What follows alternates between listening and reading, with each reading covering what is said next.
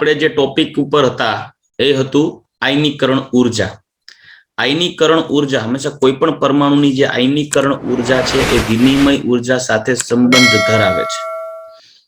વિનિમય ઉર્જા જેમાં વધારે હશે, મતલબ અનપેડ ઇલેક્ટ્રોન કે ફૂલફિલ ઇલેક્ટ્રોનિક કક્ષકો હોય, એમાં સમાન સ્પિન ધરાવતા ઇલેક્ટ્રોનમાં જેમ વિનિમય વધશે એની સમશક્તિ ધરાવતી કક્ષકોમાં, તેમ ઉર્જા મહત્તમ દૂર થશે. એ દૂર થતી ઉર્જાને કાયદેસર વિનિમય ઉર્જા કે આપણી ટેક્સ્ટબુકની અંદર ભૂલ છે, ટેક્સ્ટબુકને ફોલો કરવી પડશે. એ વિનિમય ઉત્પન્ન થતી ઉર્જા છે, એને કારણે કક્ષકોની ઉર્જા ઘટે છે, વિનિમય ઉર્જા નથી ઘટતી. મહત્તમ વિનિમયને કારણે મહત્તમ વિનિમય ઉર્જા ઉત્પન્ન થાય છે, જેને કારણે વિનિમયને લીધે કક્ષકની ઉર્જા ઘટે છે. અને કક્ષકની ઉર્જા ઘટવાને કારણે કક્ષકમાં સ્થાયીતા વધે અને આયનીકરણ ઉર્જામાં વધારો થશે. એટલે D5 કક્ષક ધરાવતી ઇલેક્ટ્રોન રચના અને D10 કક્ષક ધરાવતી ઇલેક્ટ્રોન રચનામાં મહત્તમ સ્ટેબિલિટી આવે છે. અને મહત્તમ સ્થાયીતા હોવાને કારણે તેનો ઇલેક્ટ્રોન મુક્ત કરવો મુશ્કેલ હોય છે. ચાલો તો હવે આપણે આગળ વધીએ.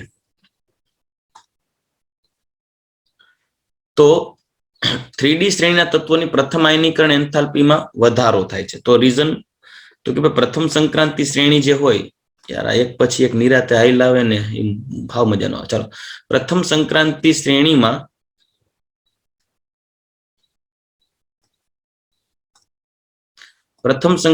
શ્રેણીમાં ડાબી બાજુથી જમણી બાજુ તરફ જતા કેન્દ્રીય ધનભારના વધારા સાથે આંતરિક ડી કક્ષકમાં ઇલેક્ટ્રોન ઉમેરાય છે.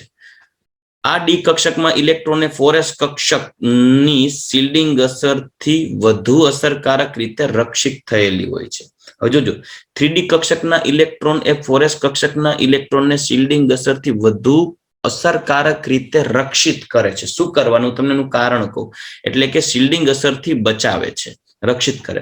મતલબ જ્યારે 4s કક્ષકનો ઇલેક્ટ્રોન ઉમેરાય અને 4s કક્ષક હોય 4s2, આંતરિક 3D કક્ષકમાં ઇલેક્ટ્રોન ઉમેરાતો જાય, ત્યારે ત્યાં જે સ્ક્રીનિંગ અસર ઉત્પન્ન ન થઈ હોય, બીજી 3D માં ઉમેરાતો ઇલેક્ટ્રોન કેન્દ્રની નજીકથી જોડાતો હોય, એટલે ઇલેક્ટ્રોન કેન્દ્રથી પ્રબળતાથી આકર્ષાયેલા હોય અને કક્ષક અપૂર્ણ હોવાથી હજી બાહ્ય કક્ષાના ઇલેક્ટ્રોન ઉપર સ્ક્રીનિંગ અસર ઉત્પન્ન ન થતી હોય, છતાં કેન્દ્રીય ધનભાર વધતો હોય પરમાણુ ક્રમાંકના વધારા સાથે, પરિણામે બાહ્યતમ કક્ષાના ઇલેક્ટ્રોન ઉપર લાગુ પડતી સ્ક્રીનિંગ અસર ઓછી હોય અને જેને કારણે એ ઇલેક્ટ્રોન કેન્દ્રથી પ્રબળતાથી આકર્ષાયેલો હોય, એટલે ઇલેક્ટ્રોનને મુક્ત કરવો મુશ્કેલ બને, એટલે એને ઉર્જા વધારે આપવી પડે, એટલે આયનિક ઉર્જામાં વધારો થાય. તો મેં જાણકારી માટે કીધું છે કે શિલ્ડિંગ અસરથી બચાવે છે. મતલબ આંતરિક કક્ષકમાં ડી ઇલેક્ટ્રોનમાં ઇલેક્ટ્રોન ઉમેરો થાય ડી કક્ષકમાં, ત્યારે ઉમેરો થતો હોય ત્યારે બાહ્ય કક્ષાના ઇલેક્ટ્રોન ઉપર આંતરિક કક્ષક દ્વારા ઓછી સ્ક્રીનિંગ અસર લાગુ પડે, કેમ કે ડી કક્ષક અપૂર્ણ હોય. Zn માં આવો તો Zn માં પાછી ડી કક્ષક પૂર્ણ થઈ જાય એટલે ઇલેક્ટ્રોન પાછો ઓછું આકર્ષણ બળ ધરાવશે. ચાલો, 4s કક્ષકમાં ઇલેક્ટ્રોનનું કેન્દ્ર પ્રત્યેના આકર્ષણમાં ધીમો ધીમો વધારો થાય છે. માટે જાણકારી માટે નીચે એક પોઈન્ટ આપ્યો છે, વિનિમય ઉર્જા સાથેનો સંબંધ. તો જો D1 2 3 4 અને 5 ક્રમશઃ વિનિમય ઉર્જા વિનિમય વધુ થશે. 6 7 8 9 અને 10, એમાં 5 અને 10 હોય ને ત્યારે વિનિમય વધુ થશે. સાંભળજો ખાસ, અહીંયા છે ને વિનિમય વધુ થાય એટલે આજરક આમાં પોઈન્ટમાં થોડાક ચેન્જ આપણે કરીએ, ટેકનિકલી તમે સમજી શકો એટલે. આ ટેક્સ્ટબુકના સેન્ટેન્સ છે. વિનિમય ઉર્જા છે ને ખરેખર વિનિમય ઉર્જા 0 ન થાય, પણ તમે એડ કરી શકો. આમાં મેક્સિમમ વિનિમય થશે, મહત્તમ વિનિમય થશે. આથી કક્ષકની ઉર્જા ન્યૂનતમ થશે, અને કક્ષકની ઉર્જા ન્યૂનતમ થશે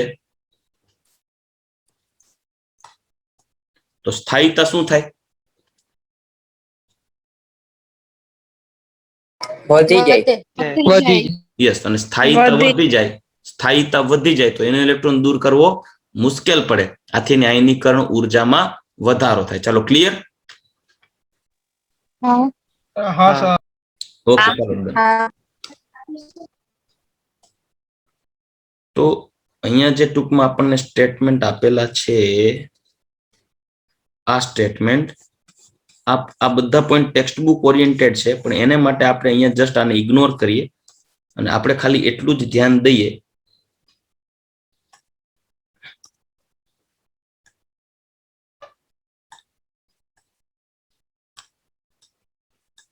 વિનિમય વધુ તેમ વિનિમય ઉર્જા વધુ દૂર થાય, તેથી કક્ષકોની ઉર્જા ઘટી સ્થાયીતા વધે.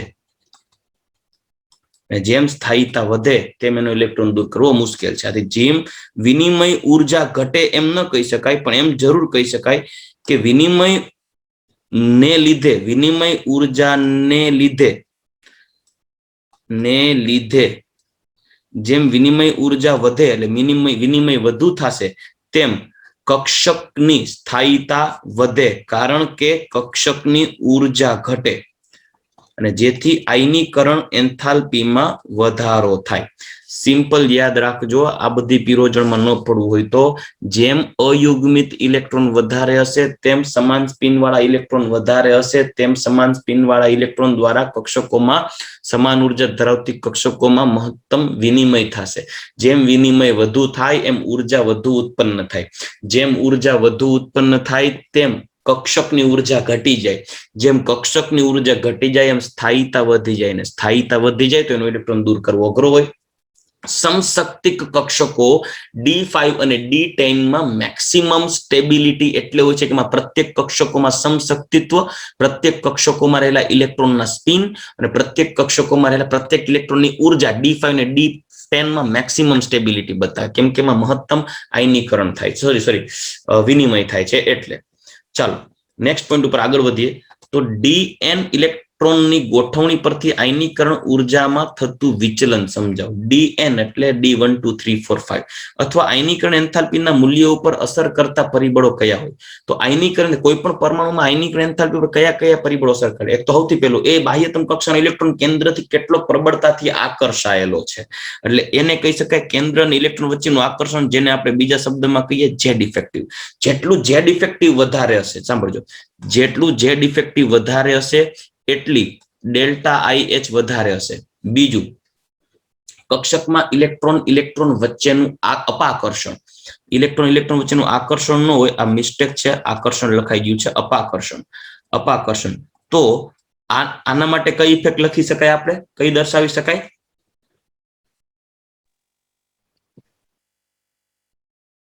સ્ક્રીનિંગ ઇફેક્ટ, બરાબર, સિગ્મા ઇફેક્ટ. તો સ્ક્રીનિંગ ઇફેક્ટ હોય ને એ આયનીકરણ ઉર્જાના મૂલ્યમાં શું કરી નાખે? ઘટાડો. જાગતા રહેજો ભાઈ, જાગતા રહેજો, જાગો હો ને, કોઈ નીંદર આવતી હોય તો કેજો. અને એક હોય વિનિમય ઉર્જા. જેમ વિનિમય વધુ તેમ ઇલેક્ટ્રોન વિનિમય દ્વારા વધુ ઉર્જા દૂર થાય, તેમ ઇલેક્ટ્રોન ધરાવતી, હજી બોલું છું, કક્ષકની ઉર્જા ઘટે, એમ સ્ટેબિલિટી, આડી લીટી ઊભી લીટી આપણે ભણી છે, સ્ટેબિલિટી વધે. અને સ્ટેબિલિટી વધે તો ડેલ્ટા IH પણ વધે. આ સ્ટેબિલિટી કેની? કક્ષકોની, કક્ષકોમાં ઇલેક્ટ્રોનની સ્ટેબિલિટી. ચાલો, વિનિમય ઉર્જા તો સંરક્ષિત થઈ ગયું યાર,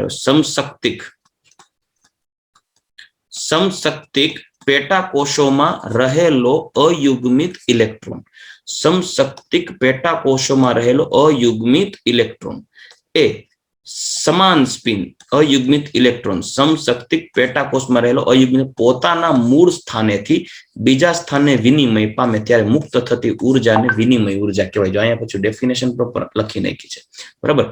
જેમ કક્ષકની વિનિમય ઉર્જા ઘટે તેમ તે કક્ષકની સ્થાયીતા વધે. પણ સમજો, જેમ કક્ષકની વિનિમય ઉર્જા નહીં, એમ લખી શકાય જેમ વિનિમયને લીધે યસ, હવે સ્ટેટમેન્ટ પ્રોપર બેસે. જેમ ઇલેક્ટ્રોનના વિનિમયને લીધે કક્ષકની ઉર્જા ઘટે, છે. જેમ વિનિમયને લીધે કક્ષકની ઉર્જા ઘટે છે.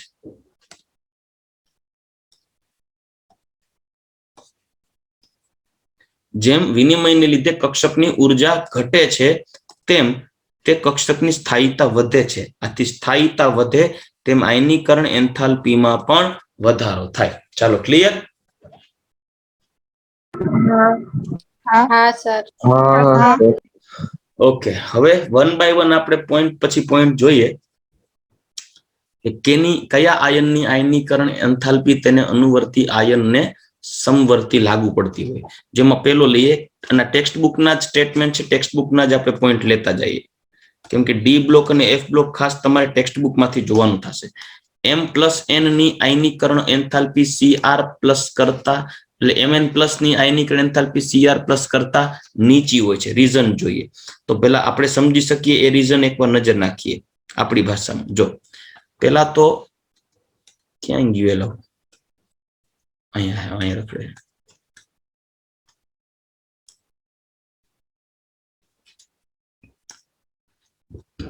Mn હોય, Mn મેંગેનીઝ.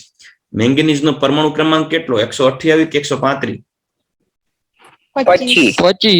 25. ના, જોતો તો જાગો નહીં. તો અહીંયા આવશે argon 3d5 4s1, sorry 4s2.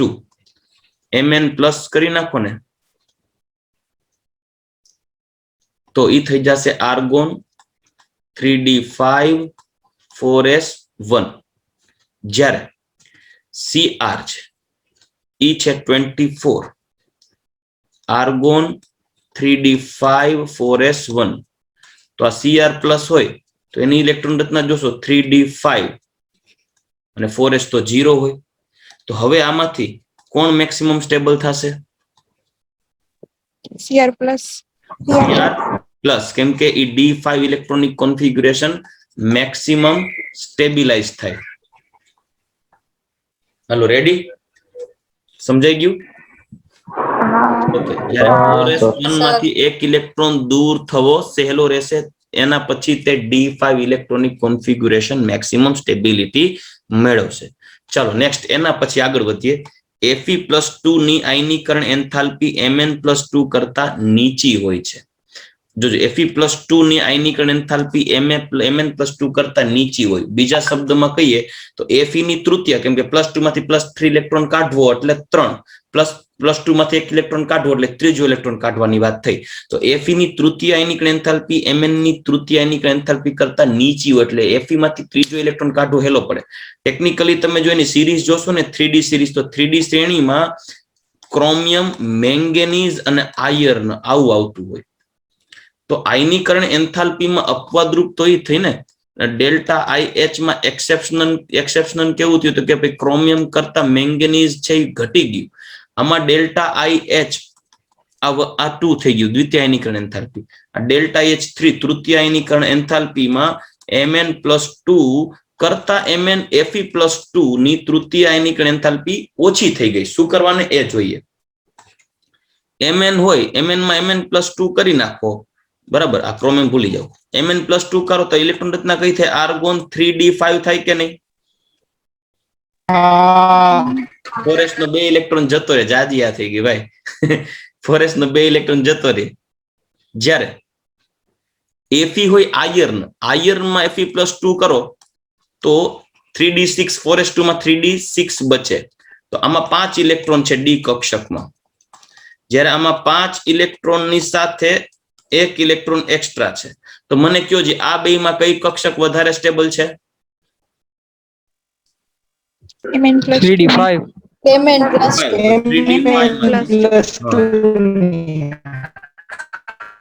આ મેક્સિમમ સ્ટેબલ છે. તો આ વધારે સ્ટેબલ છે, તો આનો ત્રીજો ઇલેક્ટ્રોન કરવો, મુક્ત કરવો મુશ્કેલ છે. જ્યારે Fe+2 માંથી 1 ઇલેક્ટ્રોન દૂર કરો તો Fe+3 બને.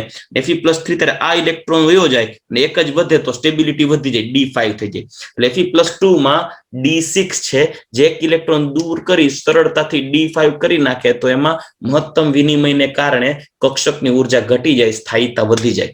આથી કહી શકાય કે Mn+2 અને Fe+2 ની થર્ડ આયોનાઇઝેશન એન્થાલ્પી જોઈએ ને, તો Mn+2 ની અપવાદ સ્વરૂપે થર્ડ આયોનાઇઝેશન એન્થાલ્પી Fe+2 કરતા વધી જાય. સેમ થિંગ અહીંયા સ્ટેબિલિટીનો જ છે, આ કક્ષકોની સ્થાયીતાનો જ ઓર્ડર તમારે જોવાનો છે. Cr+ ની દ્વિતીય આયનીકરણ એન્થાલ્પી Mn+ કરતા વધી જશે. ચાલો ક્લિયર? એનું રીઝન પણ લખી દીધું છે જો Fe+2 હોય તો ઇલેક્ટ્રોન રચના 4s03d6 છે અને Mn+2 હોય તો ઇલેક્ટ્રોન રચના 4s03d5 છે. રેડી? તો જેને કારણે અહીંયા છે ને આ બધા વિનિમય ઉર્જાના ટેક્સ્ટબુકના વિચિત્ર શબ્દ છે, બહુ ટિપિકલ છે અને બહુ ટેક્સ્ટબુકમાં ખોટા સ્ટેટમેન્ટ લખ્યા છે.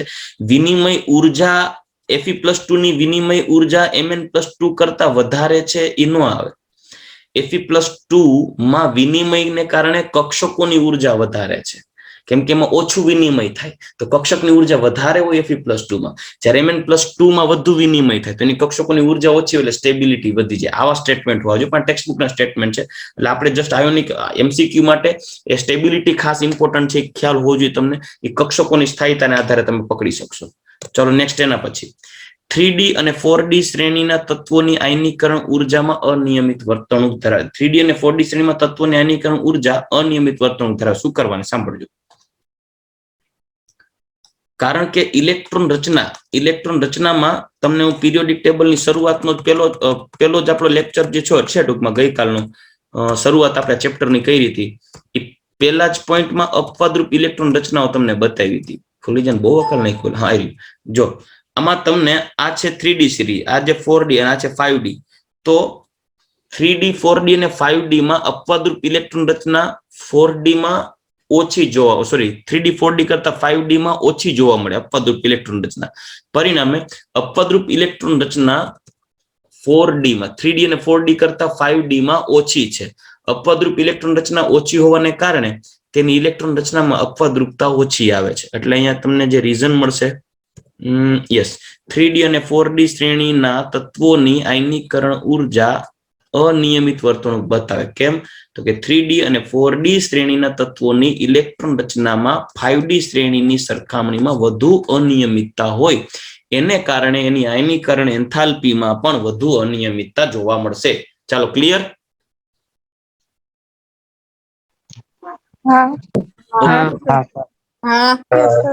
બીજું અનિયમિતતા 3D 4D માં વધારે. બીજું 3D અને 4D કરતા 5D, સમજો 3D અને 4D કરતા 5D શ્રેણીના ઇલેક્ટ્રોન દૂર કરવા અઘરા છે.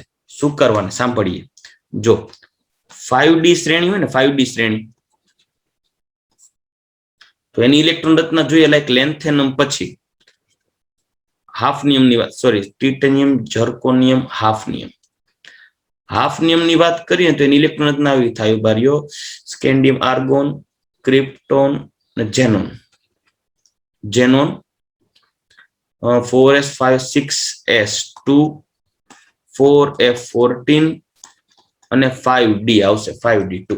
તો આમાં 4f14 ના ઇલેક્ટ્રોન ઉમેરાય છે એટલે કેવું થશે સાંભળજો. 5D કક્ષકોની ઇલેક્ટ્રોન રચના આ 5D શ્રેણીની ડેલ્ટા IH ખૂબ જ વધુ કેના કરતા 3D ને 4D કરતા. શું કરવાનું? આ પરમાણુનું કેન્દ્ર, પહેલી કક્ષા, બીજી કક્ષા, ત્રીજી કક્ષા, ચોથી કક્ષા, પાંચમી કક્ષા ને છઠ્ઠી કક્ષા. કક્ષામાં તમે જાઓ તો બાહ્યતમ કક્ષા તો 6s છે, એમાં 2 ઇલેક્ટ્રોન અવેલેબલ છે. કેન્દ્રમાં હાફનિયમમાં પોઝિટિવ પ્રોટોન તો હોય જ. હવે કેવું થાય, આજે 14 ઇલેક્ટ્રોન કયા આવ્યા? 14 ઇલેક્ટ્રોન બાજુવાળા દઈ ગયા પૌવા બટેકાની ડીશમાં હોય એવી રીતે. કોણ દઈ ગયો 14 ઇલેક્ટ્રોન ક્યાંથી આવશે? કયા તત્વોના આવશે? અને હાફનિયમની વચ્ચે અહીંયા લેન્થેનોઇડ્સ આવશે. સીરિયમ થી લુટેશિયમ સુધીના તત્વો આવશે. પરિણામે 6s2 થઈ જશે ને, ત્યાર પછી આ પાંચમી કક્ષા n બરાબર 1 2 3 4 5 6, એમાં પાંચમી કક્ષામાં 5D માં ઇલેક્ટ્રોન આવે ને, એમાં 4f માં પેલા ઇલેક્ટ્રોન આવી જાય. એટલે તમે વિચાર કરો 6s પછી 4f માં 1 by 1 ઇલેક્ટ્રોન ઉમેરાના હોય તો 4f છે તો કેન્દ્રની વધુ નજીક છે, સમજાય છે? અને 4f છે કેન્દ્રની વધુ નજીક હોય તો આ તો ઇલેક્ટ્રોન પ્રબળતાથી કેન્દ્ર તરફ શું થયેલા હોય? આકર્ષાયેલા હોય કે નહીં? હવે આ ડી કક્ષક ભરાયેલી હોય અને એની આ એસ ઉપર સ્ક્રીનિંગ અસર લાગુ પડે, એના કરતા આ 4f કક્ષક કે જે કેન્દ્રની વધુ નજીક છે તો એના દ્વારા આના ઉપર સ્ક્રીનિંગ અસર લાગુ પડતી હોય. આ સિગ્મા ઇફેક્ટ હોય અને આ સિગ્મા ઇફેક્ટ હોય, તેમાં કઈ સિગ્મા ઇફેક્ટ મહત્તમ લાગુ પડતી હોય આના ઉપર?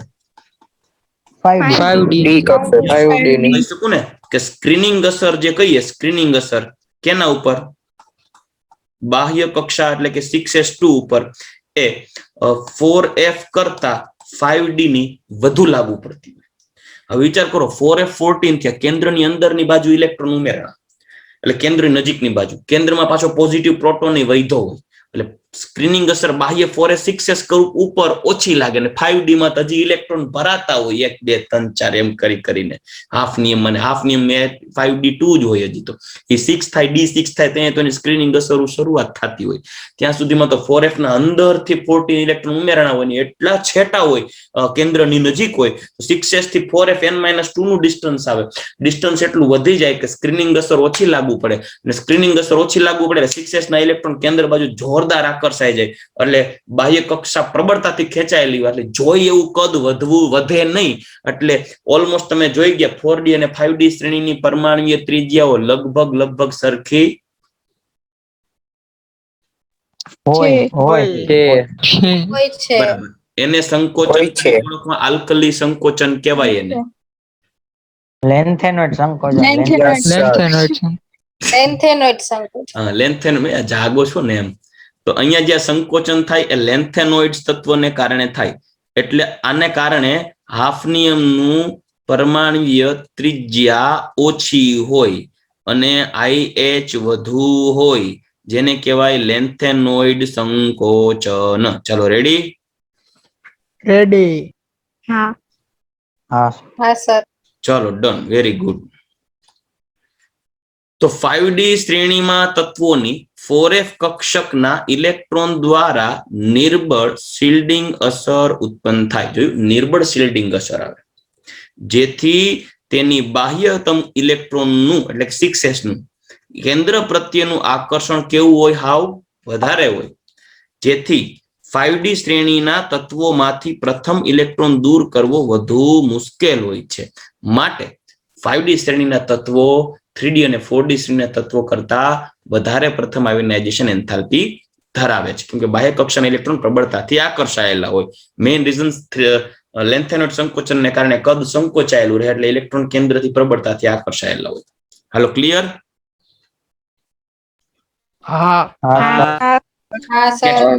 ચલો Mn+2 અને Zn+2 માંથી ઇલેક્ટ્રોન દૂર કરવો ખૂબ મુશ્કેલ હોય શું કરવાને કક્ષકો ડી કક્ષક ભરાઈ ગયું ચલો સરસ આ જે છે એ D5 છે અને આ જે છે એ D10 છે પરિણામે ન્યૂનતમ ઉર્જા ધરાવતી કક્ષકો બની જાય એટલે એની સ્થાયીતા વધી જાય એટલે એનો ઇલેક્ટ્રોન મુક્ત કરવો મુશ્કેલ હોય. ચાલો ક્લિયર? સેમ નેક્સ્ટ એક્ઝામ્પલ આગળ વધીએ તો Cr+3 અને Cr+ અને Cu+ માંથી ઇલેક્ટ્રોન મુક્ત કરવો ખૂબ મુશ્કેલ હોય તો એનું રીઝન શું તો કે તમે જોશો Cr+ એમાં 3D5 છે Cu+ છે એમાં 3D10 છે તો ડેલ્ટા IH Cr+ કરતા Cr+ માંથી એક ઇલેક્ટ્રોન મુક્ત કરવો વધારે છે એટલે આ Mn+ કરતા વધી ગયું અને ડેલ્ટા IH Cu+ કરતા એટલે ડેલ્ટા H2 થયું ને સેકન્ડ આયોન એ Zn+ કરતા વધી જાય. ચાલો ક્લિયર? Zn+ સમજાઈ ગયું? ચાલો ડન કેમ કે ડી કક્ષક સેમ રીઝન બધા સેમ જ અથવા તો ક્વેશ્ચન Zn ની દ્વિતીય આયનીકરણ એન્થાલ્પી અપેક્ષા કરતા નીચી જ્યારે તૃતીય આયનીકરણ એન્થાલ્પી અપેક્ષા કરતા વધારે હોય એટલે સમજો Zn ની દ્વિતીય આયનીકરણ એન્થાલ્પી એટલે Zn એમાંથી એક ઇલેક્ટ્રોન કાઢો Zn+ બને એક ઇલેક્ટ્રોન દૂર થઈએ આ શું હોય 3D10 4s1 હવે Zn+ એમાંથી Zn+2 કરો અને એક ઇલેક્ટ્રોન દૂર કરો તો આ 3D10 અને 4s1 આ થઈ જાય 3D10 4s0 અને હવે Zn+2 માંથી હજી એક ઇલેક્ટ્રોન કાઢો અને +3 કરો તો 3D9 થઈ જાય અને આ 3D10 છે તો તમને શું લાગે કેમાં મેક્સિમમ એનર્જી આપવી પડી હોય અને કેમાં મિનિમમ એનર્જી આપવી પડે આ પ્રક્રિયા દરમિયાન ઉર્જા ઓછી આપવી પડે ને આ સ્ટેબલ હોય અને અહીંયા મેક્સિમમ એનર્જી આપવી પડે કેમ કે આ સ્ટેબલ હોય સમજાય છે હા સર. એમ કહી શકાય ને કે જો પ્રથમ આયનીકરણ બાદ દ્વિતીય આયનીકરણ કરવું સરળ રહેશે, Zn+ માંથી Zn+2 બનાવવું સહેલું રહેશે, કેમ કે Zn+ થાય ત્યારે એની પાસે 3d10 4s1 ઇલેક્ટ્રોનિક રચના હોય. હવે એક ઇલેક્ટ્રોન કાઢવો સરળ થાય, તેથી 3d10 ધારણ થઈ જાય, સ્થાયીતા વધી જાય. જ્યારે Zn+2 હોય, 3d10 હોય, એમાંથી એક ઇલેક્ટ્રોન દૂર કરો તો 3d9 થઈ જાય, અસ્થાયીતા પ્રાપ્ત કરશે. પરિણામે 3d10 માંથી Zn+2 માંથી Zn+3 કરવો, 3d9 કરવા માટે વધુ ઉર્જા આપવી પડે. આથી કહી શકાય ઝીંકનું દ્વિતીય આયનીકરણ સરળ બને, પણ તૃતીય આયનીકરણ મુશ્કેલ બને. ચાલો, ક્લિયર?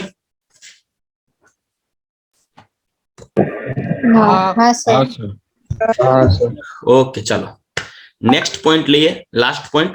સંક્રાંતિ ધાતુઓની ઓક્સિડેશન અવસ્થાઓ વિગતવાર સમજાવો. એટલે આપણે આની ઓક્સિડેશન અવસ્થાઓનો એક પોઈન્ટ આપણે આટલો જોઈ લેશું, પછી આપણે પૂરું કરશું. એટલે એમ તો નહીં થાય, ટૂંકમાં સમય જોશે. સંક્રાંતિ ધાતુઓની ઓક્સિડેશન અવસ્થાઓ.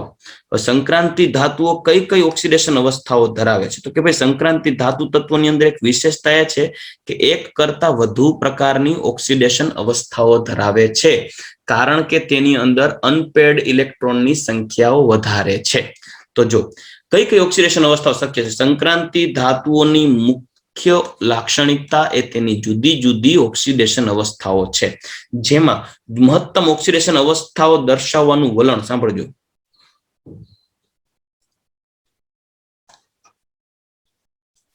સંક્રાંતિ તત્વોની મહત્તમ ઓક્સિડેશન અવસ્થાઓ દર્શાવવાનું વલણ સ્કેન્ડિયમ થી મેંગેનીઝ તરફ વધે, પછી મેંગેનીઝ થી ઝીંક તરફ પાછું ઘટે. સમજાય છે કે નહીં? શું કરવાને આવું થતું હશે, કોઈ કહેશે? સ્કેન્ડિયમ થી મેંગેનીઝ તરફ જાય, એમાં અયુગ્મિત ઇલેક્ટ્રોનની સંખ્યા વધે. યસ, અયુગ્મિત ઇલેક્ટ્રોન વધે, પછી અહીંયા અયુગ્મિત ઇલેક્ટ્રોન ઘટે. કેમ કે રીઝન જ એ આપ્યું મેં કે મહત્તમ એક કરતા વધારે પ્રકારની ઓક્સિડેશન અવસ્થાઓ દર્શાવવાનું મુખ્ય કારણ છે તેની અંદર રહેલા અયુગ્મિત ઇલેક્ટ્રોનની સંખ્યા. ચાલો, ક્લિયર બધાને? હા સર. ઓકે, ચાલો હવે અહીંયા લઈએ scandium, titanium, vanadium, chromium, manganese, iron, cobalt, nickel, copper, zinc. આ બધા 3D એલિમેન્ટ્સ આપેલા છે, એટલે 3D સિરીઝના એલિમેન્ટ્સ આપેલા છે.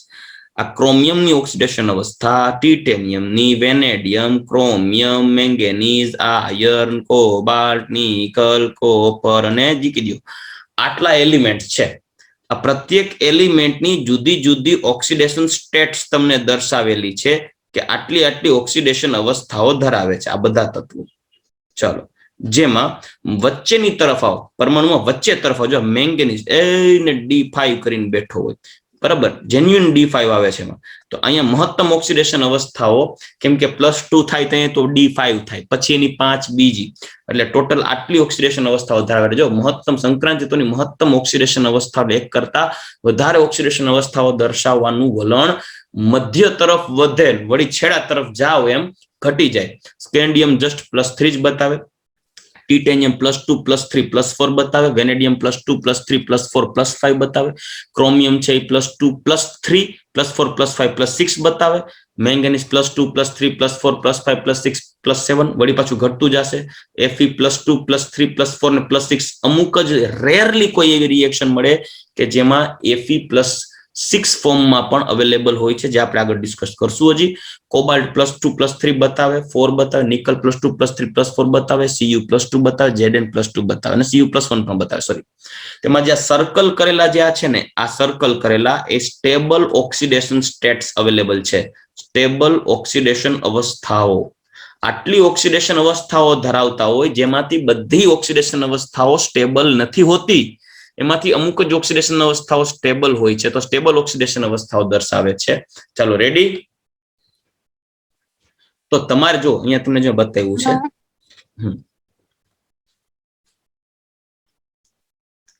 હવે જો તમને અહીંયા હું બતાવ્યું છે પ્લસ જો scandium, titanium, vanadium, chromium, manganese and cobalt. Scandium ની +3, ટિટેનિયમ ની +4, વેનેડિયમ ની +5. સમજી ગયા? આ થઈ ગયું સ્કેન્ડિયમ, ટિટેનિયમ, વેનેડિયમ. સ્કેન્ડિયમ ની +3, ટિટેનિયમ ની +4, વેનેડિયમ ની +5. પછી ક્રોમિયમ ની મહત્તમ ઓક્સિડેશન અવસ્થા 3, મેંગનીઝ ની 2, ક્યાં જવું છે, આયર્ન અને કોબાલ્ટ ની 3, અને આ નિકલ, કોપર અને ઝિંક ની 2. આટલી ઓક્સિડેશન અવસ્થાઓ મુખ્યત્વે સ્ટેબલ છે. બરાબર. જેમાં એક ખાલી અહીંયા ક્રોમિયમ અને મેંગનીઝ ની આ જે 3 અને 2 આપી છે ને, એમાં અહીંયા મેંગનીઝમાં Mn માં +7 એક હોઈ શકે, અને અહીંયા ક્રોમિયમમાં +6. જો સાવ છેડાની છે ને એ તમને નથી બતાવી. અને અહીંયા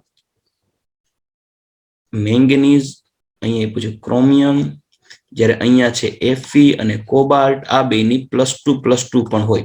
બરાબર. +2 તો હોય, પણ સ્ટેબલ ઓક્સિડેશન અવસ્થાઓ જે લખી છે એની મુખ્ય ઓક્સિડેશન અવસ્થાઓ જે સ્ટેબલ છે ને એ લખેલી છે 345, 32, 33 ને 222. આ ઓક્સિડેશન અવસ્થાઓ સ્ટેબલ છે. આ ગોખવાનું નથી, પણ તમને MCQ માં પૂછે કે આપેલ ઓક્સિડેશન અવસ્થાઓ પૈકી કઈ મહત્તમ સ્થાયીતા પ્રાપ્ત કરે છે, તો પ્રત્યેકના જેન્યુઇન રીઝન છે, તો આપણે એ જોઈએ. ચાલો હવે જુઓ, ઓક્સિડેશન અવસ્થાઓની વાત કરીએ તો પ્રત્યેકના જેન્યુઇન રીઝન આપણે અત્યારે 1 by 1 જોઈ લઈએ. ઓક્સિડેશન અવસ્થામાં સૌથી વધુ મૂલ્યો ધરાવતા તત્વો શ્રેણીના મધ્યમાં અને તેની નજીકમાં વધારે હોય. જો સૌથી વધુ ઓક્સિડેશન અવસ્થાઓ ધરાવતા મૂલ્યો એટલે જો Mn છે ને 6 મૂલ્યો ધરાવે. 6 એટલે +6 નહીં હો, 6 મૂલ્યો ધરાવે. 6 એટલે +2, +3, +4, +5, +6, +7 આવા 6 મૂલ્યો ધરાવે છે. જ્યારે ક્રોમિયમ છે એ 5 મૂલ્યો ધરાવે. જ્યાં જોઈ શકો છો ક્રોમિયમ 2, 3, 4, 5, 6 સુધીની ઓક્સિડેશન અવસ્થાઓ ધરાવે. મેંગનીઝ 2, 3, 4, 5, 6 અને 7 સુધીની ઓક્સિડેશન અવસ્થાઓ ધરાવે છે. તેમાં શ્રેણીની શરૂઆતમાં અને અંતે રહેલા તત્વો ઓછા ઓક્સિડેશન અવસ્થા ધરાવતા મૂલ્યો ધરાવે. જેમ કે સ્કેન્ડિયમ ખાલી +3 એક જ હોય, અને ઝિંક +2 એક જ હોય. સમજાઈ ગયું?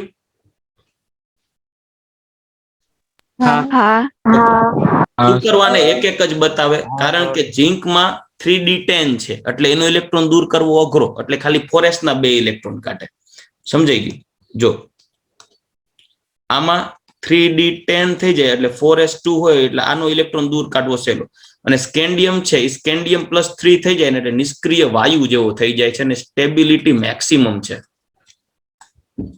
એને કારણે આ +3 થઈને મહત્તમ સ્થાયીતા પ્રાપ્ત કરવા પ્રયત્ન કરે. તો રીઝન આપ્યું છે કે ભાઈ ડી કક્ષક સંપૂર્ણ ભરાયેલી હોય છે, કેમાં ઝિંકમાં, અથવા ડી કક્ષકમાં ગુમાવવા કે ભાગીદારી કરવા માટે અપૂરતા ઇલેક્ટ્રોન હોય. જોજો, ડી કક્ષક સંપૂર્ણ ભરાયેલ છે અથવા ડી કક્ષકમાં ગુમાવવા કે ભાગીદારી કરવા અપૂરતા ઇલેક્ટ્રોન હોય. એટલે એનો મતલબ એમ, અપૂરતા ઇલેક્ટ્રોન ક્યારે હોય? જ્યારે બધા ઇલેક્ટ્રોન યુગ્મિત હોય, તો જ એ બીજી અલગ અલગ ઓક્સિડેશન અવસ્થાઓ ન બતાવી શકે. પણ હાવ નવરીના જ ઇલેક્ટ્રોન પડ્યા હોય, સિંગલ ઇલેક્ટ્રોન, બધા અનપેડ ઇલેક્ટ્રોન, અયુગ્મિત ઇલેક્ટ્રોન, તો ગમે અહીંયા ભાગીદારી અથવા તો આયોનાઇઝેશન રિએક્શનમાં પ્રક્રિયામાં ભાગ લઈ લેશે. આથી જેટલા મહત્તમ અનપેડ ઇલેક્ટ્રોન હશે એટલી એની ઓક્સિડેશન અવસ્થાઓ મળવાની શક્યતાઓ વધારે છે. આથી સ્કેન્ડિયમ થી મેંગનીઝ તરફ આવો, ઓક્સિડેશન અવસ્થાઓના મૂલ્યો જાજા મળે. વળી મેંગનીઝ થી ઝિંક બાજુ જાઓ એમ ઘટતા જાય. શરૂઆતના તત્વોમાં વાત કરીએ સ્કેન્ડિયમ તેમાં +2 ઓક્સિડેશન અવસ્થા શક્ય જ નથી. ફક્ત +3 ઓક્સિડેશન અવસ્થા જ ધરાવે છે, જે મેક્સિમમ સ્ટેબલ છે. કારણ કે 4s કક્ષકની સાથે જ 3d કક્ષકનો ઇલેક્ટ્રોન ફટાફટ દૂર થઈ જશે. ઓકે, હવે જુઓ બીજી વસ્તુ હું તમને કહી દઉં કે એક કરતા વધારે ઓક્સિડેશન અવસ્થા પાછળનું એક બીજું કારણ છે. તમને એમ થાય કે સર માનો કે કોઈ એક 3d2 છે અને 4s2 છે, તો 3d અને 4s માં 4s બાહ્ય કક્ષા છે, 3d આંતરિક કક્ષા અહીંયા કેન્દ્ર હોય, તો આના 2 ઇલેક્ટ્રોન દૂર કર્યા પછી આ તો અંદરની બાજુએ છે, તો એનો ઇલેક્ટ્રોન સરળતાથી દૂર ન થવો જોઈએ. છતાં પણ આ તત્વ +2, +3 કે +4 શું કરવાને બતાવે? તમને એનું રીઝન કહું. કારણ કે ઉર્જાની વાત કરીએ ને તો 3d અને 4s ની ઉર્જા લગભગ સમાન હોય, ઉર્જા લગભગ સરખી. એટલે કે ઉર્જાનો તફાવત ઓછો હોય, તેમની વચ્ચે ઉર્જાનો તફાવત ઓછો હોય, જેને કારણે 4s ના ઇલેક્ટ્રોન દૂર થયા પછી હજી થોડીક ઉર્જા આપો તો 3d ના મંડે ખેંચવા. એને કારણે મહત્તમ એક કરતા વધારે પ્રકારની ઓક્સિડેશન અવસ્થાઓ જોવા મળે છે. ચાલો ક્લિયર?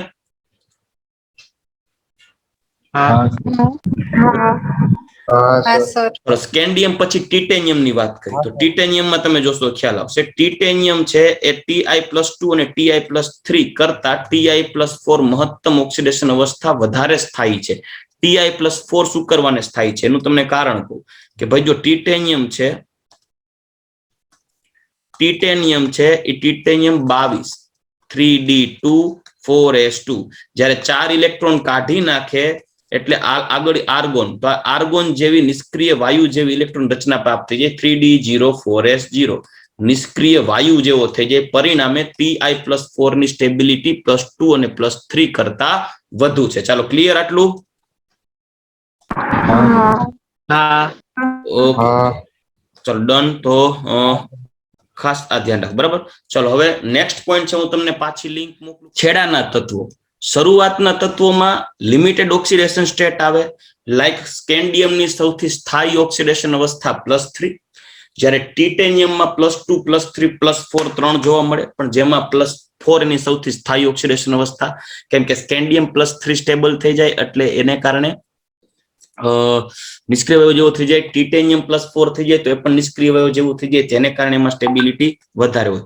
છેડાના તત્વોમાં વાત કરીએ તો છેડાના તત્વોમાં Zn હોય, Zn+2 જ બતાવે. શું કરવાને તો કે ભાઈ 4s ના 2 ઇલેક્ટ્રોન કાઢી નાખે પછી 3d માંથી ઇલેક્ટ્રોન કાઢવાનો પડે, કેમ કે 3d સૌથી વધુ સ્થાયી છે. ચાલો રેડી? આથી ઓક્સિડેશન અવસ્થા +2 ઓક્સિડેશન અવસ્થા ધરાવે છે, કારણ કે તે D0 સ્થાયી રચના ધરાવે છે. ભાઈ D0 નથી, Zn માં D0 ના આવે, Zn માં કઈ રચના આવશે? D10.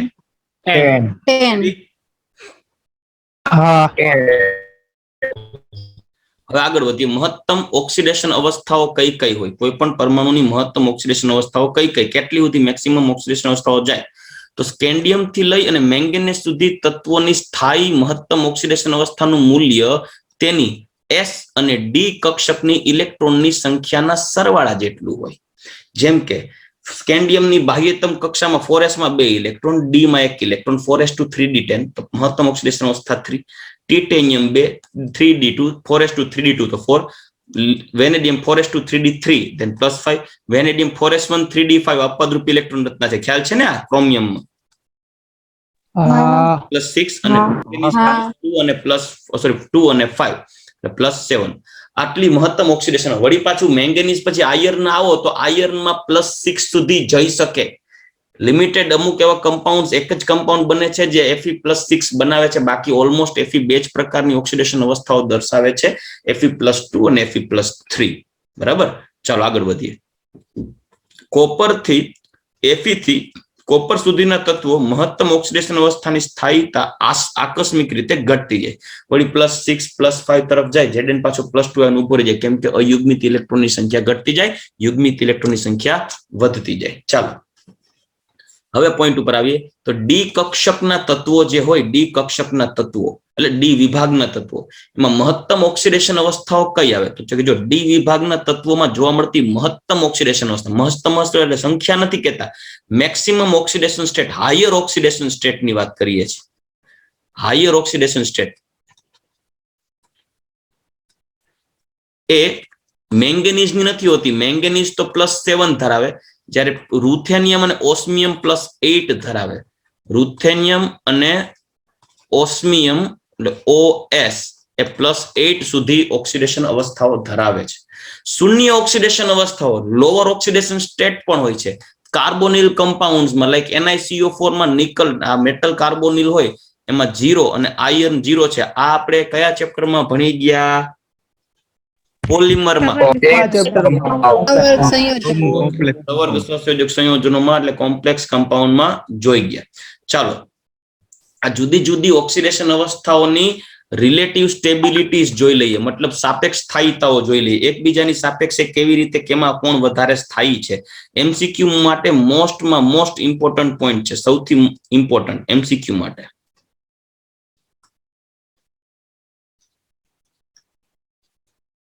IMP for MCQs. હાલો તો જો સ્કેન્ડિયમ +2 કરતા સ્કેન્ડિયમ +3 વધારે સ્ટેબલ હોય. રીઝન શું? +3 થાય એટલે 3D નો 1 4s ના 2 3 વયા ગયા એટલે નિષ્ક્રિય વાયુ જેવી ઇલેક્ટ્રોન રચના થઈ જાય. બરાબર કે નહીં? Ti+3 અને Ti+4 માં Ti+4 વધારે સ્ટેબલ હોય કેમ કે એ નિષ્ક્રિય વાયુ જેવો થઈ જાય આર્ગોન. Mn+6 કરતા Mn+7 થઈ જાય તો 4s ના 2 ઇલેક્ટ્રોન વહી જાય અને 3D ના 5 વહી જાય તો ટોટલ 7 વહી જાય તો નિષ્ક્રિય વાયુ આર્ગોન જેવી રચના થઈ જાય. પરિણામે Mn+7 થાય. અને વેનેડિયમ +5 કરતા 4 કરતા વેનેડિયમ +5 વધારે સ્ટેબલ એનું રીઝન છે તો કે એમાં પણ નિષ્ક્રિય વાયુ જેવી રચના થઈ જાય. ચાલો ક્લિયર? મેંગેનીઝ ની હજી ઓક્સિડેશન અવસ્થા સ્થાયી છે +2 +7 તો સ્ટેબલ છે જ મેંગેનીઝ માં પણ +2 છે તો +2 શું કરવાને સ્ટેબલ છે તો એનું રીઝન છે આપણી પાસે +2 શું કરવાને સ્ટેબલ છે કેમ કે D5 ઇલેક્ટ્રોન રચના આવે. D5 સમજાઈ ગયું? મેંગેનીઝ માં +5 +2 વધારે સ્ટેબલ છે શું કરવાને +4 +3 કરતા મેંગેનીઝ +2 કેમ કે એમાં D5 ઇલેક્ટ્રોન થાય. D5 ઇલેક્ટ્રોન કેવી રીતે રચના થઈ જોઈ લઈએ તો કે ભાઈ 3D મેંગેનીઝ હોય એમાં 3D5 4s2 હોય Mn+2 કરી નાખો તો 3D5 થઈ જાય અને 3D5 ની સ્ટેબિલિટી વધારે હોય કેમ કે 3D5 માં અર્ધપૂર્ણ કક્ષક થઈ જાય. ચાલો ક્લિયર?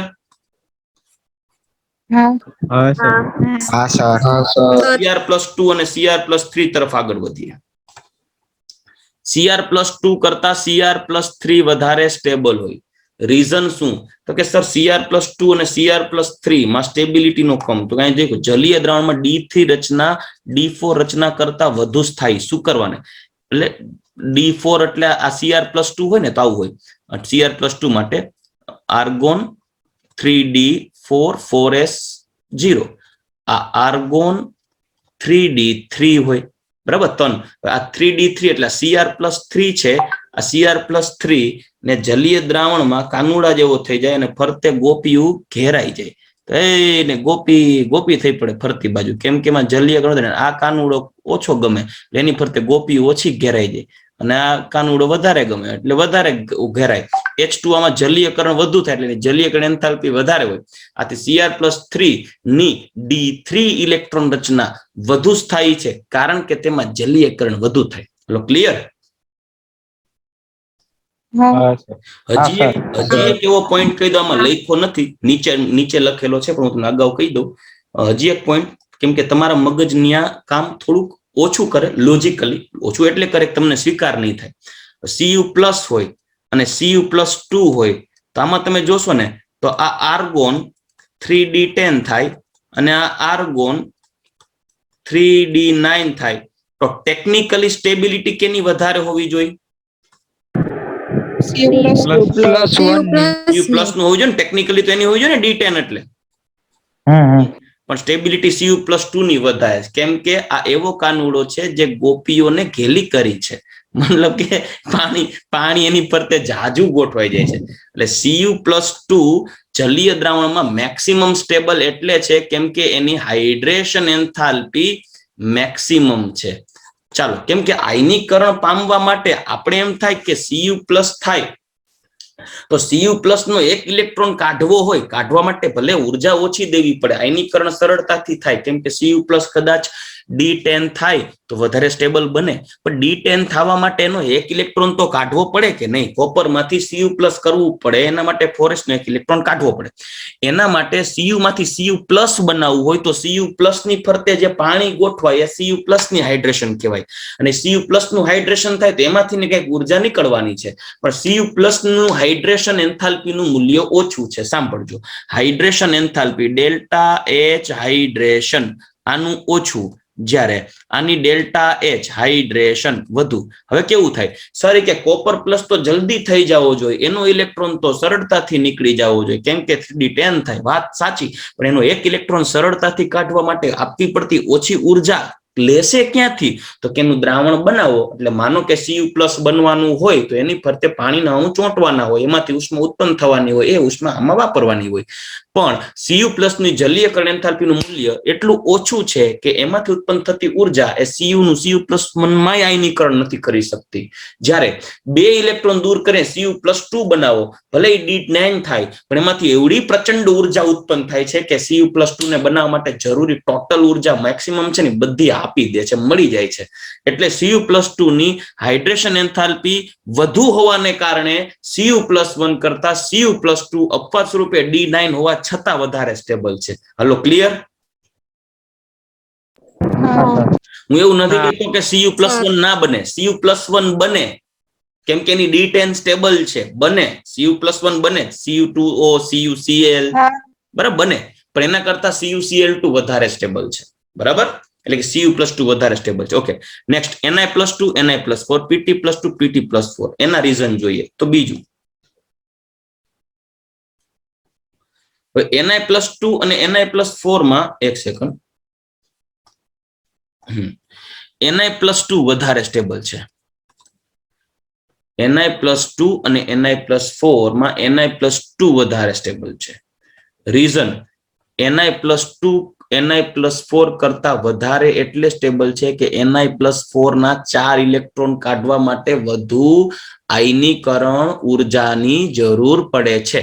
સાંભળજો, Ni+2 કરતા Ni+4 નું ઇલેક્ટ્રોન 4 ઇલેક્ટ્રોન દૂર કરવા માટે 4 આયનીકરણ ઉર્જાનો ટોટલ સરવાળો માંડો તો મેક્સિમમ ΔIH જોઈ એના કરતા 2 ઇલેક્ટ્રોન સરળતાથી દૂર થઈને સ્ટેબલ થઈ શકે એમ છે, જેને કારણે Ni+2 વધારે સ્ટેબલ છે. જ્યારે Pt+2 અને Pt+4 માં Pt+4 એટલે વધારે સ્ટેબલ છે કેમ કે એની આયોનાઇઝેશન એન્થાલ્પી વધારે, સોરી આયોનાઇઝેશન કહેવાય ગયું, ΔH હાઇડ્રેશન એન્થાલ્પી વધારે છે. ચલો રેડી? છતાં આપણે એક એક્ઝામ્પલ પાછા નીચે તમને બતાવ્યા છે, જો લખી જ દીધા છે. 1 સેકન્ડ. ચલો, સ્કેન્ડિયમ જો +2 કરતા +3 વધારે સ્ટેબલ, Ti +3 કરતા +4 વધારે સ્ટેબલ, વેનેડિયમ +4 કરતા +5 વધારે સ્ટેબલ, મેંગેનીઝ +6 કરતા +7 વધારે સ્ટેબલ, કેમ કે નિષ્ક્રિય વાયુ જેવી રચના પ્રાપ્ત કરે છે. પછી બીજું, Mn +3 કરતા +4, તો જો Mn+2 અને +3 માં +2 વધારે સ્ટેબલ, પણ +2 અને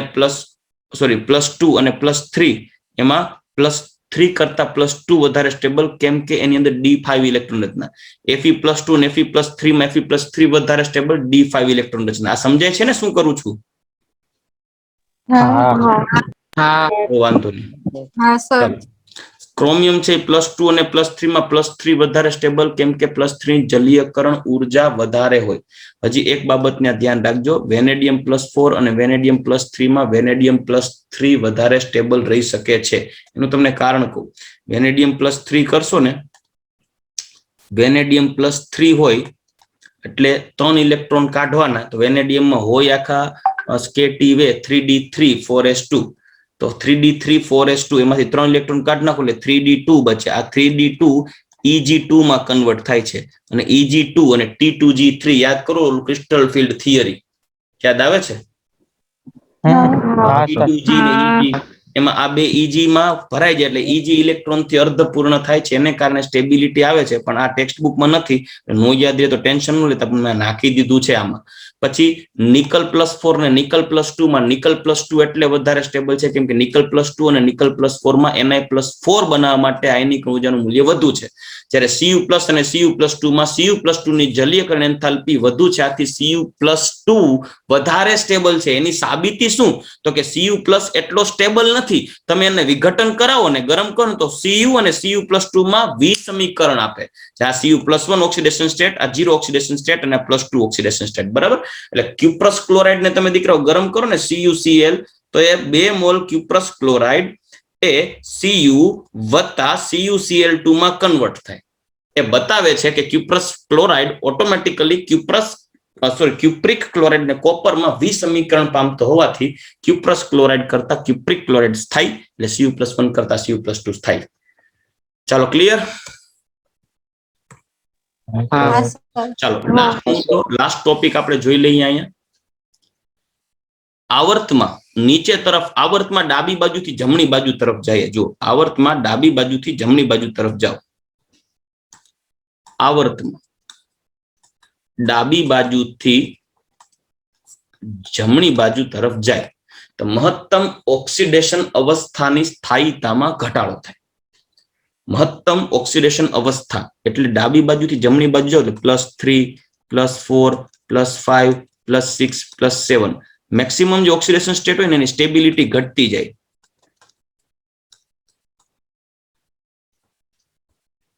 એક્ઝામ્પલ VO3- Cr2O4- 2 MnO4- આ બધામાં vanadium +5 chromium +6 manganese +7 maximum oxidation state પ્રત્યેક એલિમેન્ટની ડાબી બાજુથી જમણી બાજુ તરફ જઈએ છીએ. બરાબર, ડાબી બાજુથી જમણી બાજુ તરફ, ડાબા ટુ જબા, તો મેક્સિમમ ઓક્સિડેશન સ્ટેટની સ્ટેબિલિટી ઘટતી જાય. પણ સમૂહમાં ઉપરથી નીચે તરફ આવો ને, સમૂહમાં ઉપરથી નીચે તરફ આવો ને, ઉપરથી નીચે, તો કોઈ એક જ, કેમ કે એક જ પ્રકારની ઓક્સિડેશન સ્ટેટ હશે, કેમ કે એક જ સમૂહના તત્વો છે, તેમ મહત્તમ ઓક્સિડેશન સ્ટેટ ની સ્ટેબિલિટી વધે, સ્થાયીતા વધે. એટલે તમે અહીંયા જોઈ શકશો CrO3 એમાં +6, M molybdenum trioxide, chromium molybdenum tungsten, criminal most wanted, તો ક્રોમિયમ MoO3 ટ્રાયોક્સાઇડ અને ટંગસ્ટન ટ્રાયોક્સાઇડ WoO3 ત્રણેયમાં મહત્તમ ઓક્સિડેશન સ્ટેટ +6 છે. પણ CrO3 થી WO3 તરફ આવો એમ સ્ટેબિલિટી વધશે, ઉપરથી નીચે આવશો એમ સ્ટેબિલિટી વધશે. એમ તમે જો અહીંયા MnO4- TCO4 એટલે મને તકિયામાં રહેવા દે, મેંગેનીઝ, ટેકનિટિયમ અને રેહેનિયમ, TCO4- અને ReO4- બધાના મહત્તમ ઓક્સિડેશન સ્ટેટ +7 છે. તેની ઓક્સિડેશન સ્ટેટમાં શું થશે? ક્રમશઃ સ્થાયીતામાં વધારો થશે.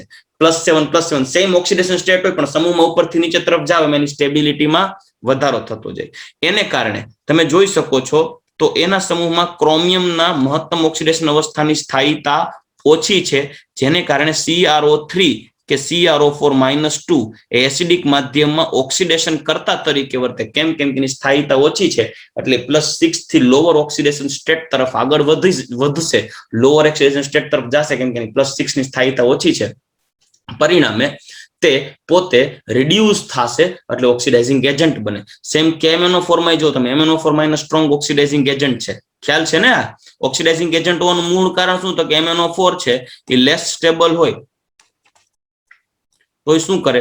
Mn+2 કે Mn+4 માં રૂપાંતરિત થવા ટ્રાય કરે અને એને કારણે આ પોતે શું થઈ જશે? રિડક્શન થઈ જાય. એટલે કેવો થઈ ગયો? Oxidising agent. એટલે આપણે ઓલમોસ્ટ ઓર્ગેનિકમાં K2Cr2O7 અને MnO4 કે પોટેશિયમ પરમેંગેનેટ જેવા +6 ઓક્સિડેશન અવસ્થા ધરાવતા આ જ એલિમેન્ટના સંયોજનોનો ઓક્સિડાઇઝિંગ એજન્ટ તરીકે ઉપયોગ કરીએ છીએ.